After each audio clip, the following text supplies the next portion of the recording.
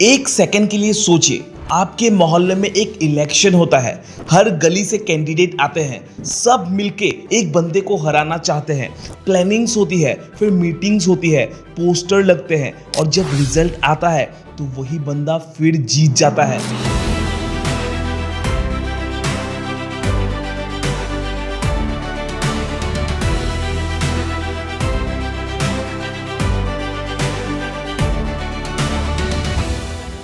दोस्तों ये कोई कहानी नहीं है, बल्कि ये रियलिटी में असम में हुआ है।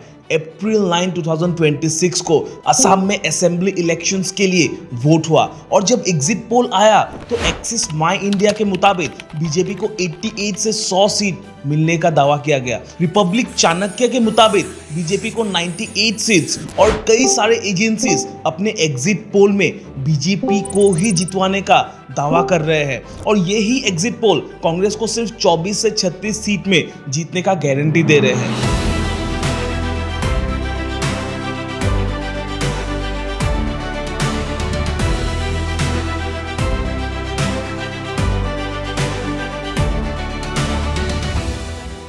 दोस्तों कांग्रेस ने पूरे 5 साल अपोजिशन में बैठा, रैलीज किए, नारे लगाए, नए अलायंस बनाए, फिर भी कुछ नहीं बदला। तो आज का सवाल ये नहीं है कि हिमंता जीतेगा या फिर हारेगा। दोस्तों आज का सवाल बहुत ही सिंपल है कि आखिर कोई उन्हें क्यों रोक नहीं पा रहा है। तो आज हम ये समझेंगे एक डिटेल विश्लेषण के साथ, बिल्कुल सीधा, बिल्कुल simple, that can anyone stop Himanta. दोस्तों वीडियो में अंत तक आपको पता चल जाएगा कि क्यों कांग्रेस ने अपना एड़ी चोटी का जोर लगा के भी हिमंता मामा को हरा नहीं पा रहे हैं।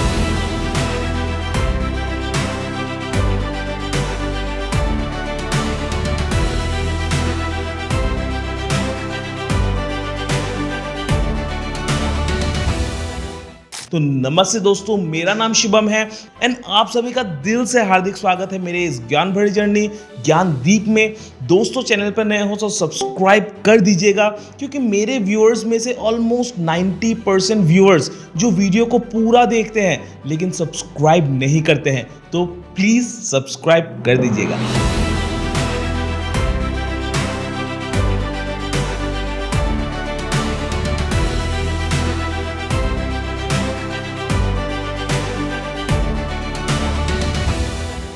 तो देखिए दोस्तों, असम को बाहर से देखने वाले लोग सोचते होंगे कि ये तो बस एक छोटा सा स्टेट है, नॉर्थ ईस्टर्न स्टेट, सिंपल होगा, शायद लोग सिंपल होंगे, इलेक्शन सिंपल होगी। लेकिन दोस्तों ऐसा मत सोचिए, क्योंकि असम में 3 करोड़ से ज़्यादा लोग रहते हैं।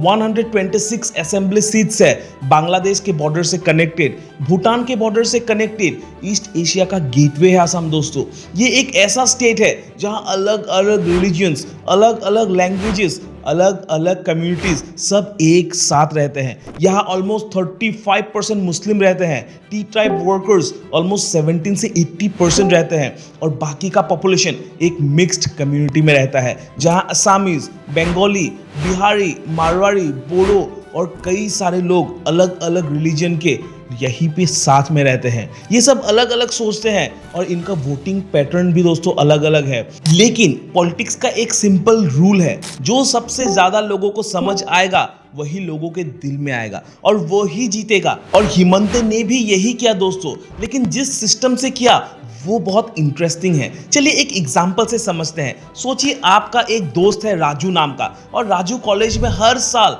क्लास मॉनिटर बनता है। अभी आप सोचते होंगे कि ये हर साल कैसे बार बार जीत जाता है। तो देखिए दोस्तों, राजू 3 काम ऐसे करता है जो उसका अपोजिशन नहीं करता है। पहला काम तो वो ऐसा करता है कि जो फंड उसके पास आता है वो उस क्लास के डेवलपमेंट में तो लगाता ही है, लेकिन साथ ही साथ वो क्लास में सबको थोड़ा थोड़ा बांट देता है। और हिमंता भी इसी पैटर्न को फॉलो करता है दोस्तों। जैसे अरुणोदय स्कीम चलाता है, जहाँ 24 लाख फैमिलीज 1500 पर मंथ के हिसाब से लाभ लेते हैं। हिमंता ने अरुणोदय स्कीम चलाया, असम के 24 लाख गरीब घरों को हर महीने सीधा पैसा मिला उनके बैंक अकाउंट में बिना किसी मिडिल मैन के। अब आप सोचिए कि जिस घर में हर महीने गारंटीड पैसा मिल रहा हो, वो घर कैसे बीजेपी के खिलाफ वोट देगा? लिटरली दोस्तों कोई नहीं देगा। सरकार बहुत सुविधा पालू, अरुणोदय आसनी पालू, বহুত সুবিধাই পাইছোঁ।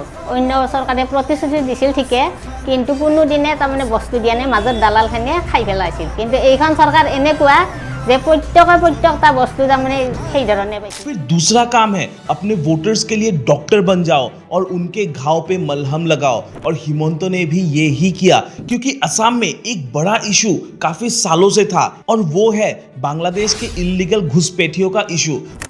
सालों से असम के जमीन पे कब्जा हो रहा था इल्लीगल बांग्लादेशियों द्वारा। आसामीज लोग अपनी ही जगह में अपने आप को माइनॉरिटी फील करने लगे थे। तब हिमंतो ने बोला कि मैं ही वो डॉक्टर हूँ जो तुम्हें इस बीमारी से बचा सकता है। एंड लिटरली दोस्तों 30,000 से भी अधिक घुसपैठियों को पुश बैक किया जा चुका है असम में अब तक। फिर तीसरा काम है दूसरों को बोलने का मौका ही मत दो। इसे आप कुछ इस तरीके से समझो कि सपोज आपका और आपके वाइफ के साथ कुछ आर्ग्यूमेंट चल रहा है, लेकिन वो इतनी तेज एंड कंटिन्यूअस बोल रही है कि आप अपना पक्ष रखने के लिए कुछ बोल ही नहीं पा रहे हो। मानो जैसे आप दोनों के बीच में हो रहा बहस का रिमोट आपके वाइफ के हाथ में है। एंड दोस्तों ऐसे ही हिमंतो ने भी न्यूज का रिमोट अपने हाथों में पकड़ रखा है, क्योंकि वो रोज कुछ ना कुछ बोलते हैं, कभी कोई कंट्रोवर्सी तो कभी कोई अनाउंसमेंट या फिर कभी कोई बड़ा claim. And as a result TVs पे, सोशल मीडियाज पे बस उन्हीं की बात चल रही होती है। कांग्रेस अगर कुछ बोलना चाहती भी है तो चैनल वालों को वक्त ही नहीं मिलता कि उनको हाईलाइट किया जा सके। And as a result opposition की न्यूज दब के रह जाती है। एंड दोस्तों बिलीव मी, ये तीनों चीजें मिलके एक ऐसी सिचुएशन बनाती है जहां जीतना बहुत मुश्किल हो जाता है अपोजिशन के लिए। वैसे तो दोस्तों असम में मेजोरिटी के लिए सिर्फ 64 सीट्स चाहिए, लेकिन एग्जिट पोल के मुताबिक बीजेपी 82 से 100 सीट तक में जीत सकती है। और अगर ये हुआ तो असम की 70 साल की हिस्ट्री में पहली बार बीजेपी का हैट्रिक होगा। लेकिन दोस्तों ज्ञानदीप एक जिम्मेदार यूट्यूब चैनल है और वो कभी एक पक्ष में बात नहीं करता है। और मैं ताल ठोक के बोलूंगा कि बीजेपी ने असम में जितना अच्छा काम किया है उतना ही ड्रॉबैक्स भी छोड़ा है दोस्तों। जैसे असम में नौकरी ऑलमोस्ट ना के बराबर है, पढ़े लिखे बच्चे डिग्री लेकर घर बैठे हुए हैं। नो डाउट अपॉर्चुनिटीज आ रही है, कंपनीज असम में मूव कर रही है आहिस्ता आहिस्ता, लेकिन अभी का सिचुएशन बहुत ही हार्शिंग है दोस्तों। जॉब के मामले में बहुत ही ब्रूटल है। फिर एपीएससी एग्जाम्स में असम में स्कैम हो रहा है, मतलब जो एग्जाम दे के सरकारी नौकरी लेनी थी उसमें भी धांधली हो रही है। और दोस्तों ये बहुत ही बुरी बात है, बच्चों के फ्यूचर के साथ ऐसा खिलवाड़ करना। फिर एक और समस्या है जो हर साल आता है लेकिन उसे परमानेंटली सॉल्व नहीं किया जा रहा है, और वो है बाढ़, जो हर साल असम में आता है। 2024 में सिचुएशन इतनी बुरी हो गई कि हजारों लोगों के घर डूब गए, लेकिन ये प्रॉब्लम का सलूशन अभी तक कुछ भी नहीं निकाल पाया है ये गवर्नमेंट। एंड दोस्तों last but not least Assam के हार्ट थ्रोब, असमीज लोगों का भगवान माने जाने वाला जुबिन गार्ग जी का फैसला अभी तक कोर्ट में नहीं हुआ है। ये दोस्तों बहुत गलत बात है, और शायद ये जो एग्जिट पोल के नतीजे हैं ये बदल भी सकते हैं। और अगर बदला तो बीजेपी का हारने का सिर्फ एक ही रीजन होगा, वो हो गया जुबिन गार्ग जी को न्याय नहीं मिलने का। नो डाउट अरुणोदय में 1500 रुपए मिलते हैं, लेकिन जब महंगाई का स्तर इतना हाई हो गया है तो 1500 रुपए में क्या ही होगा। तो दोस्तों अंत में मैं यही कहूंगा कि कांग्रेस एक बड़ी पार्टी है, एक स्ट्रॉन्ग अपोजिशन भी है, लेकिन अगर कांग्रेस अपनी पुरानी स्ट्रेटेजी को नहीं छोड़ता है और कुछ नया स्ट्रेटेजी नहीं अपनाते हैं तो नेक्स्ट इलेक्शन में भी कांग्रेस को अपोजिशन का रोल ही निभाना पड़ेगा। दोस्तों आपको क्या लगता है कि क्या कांग्रेस कभी हिमंतो को रोक पाएगा या फिर हिमंतो को रोकना पॉसिबल ही नहीं है? अपना जवाब कमेंट्स में ज़रूर लिखिए। और अगर आज कुछ नया सीखा और वीडियो को लिटरली आपको थोड़ा सा भी अच्छा लगा तो एक लाइक प्लीज़ वीडियो को कर दीजिएगा। एंड दोस्तों चैनल को सब्सक्राइब कीजिएगा ताकि ऐसे इंटरेस्टिंग ज्ञान भरे एनालिसिस आपसे मिस ना हो। फिर मिलते हैं एक नए वीडियो के साथ, तब तक के लिए जय हिंद।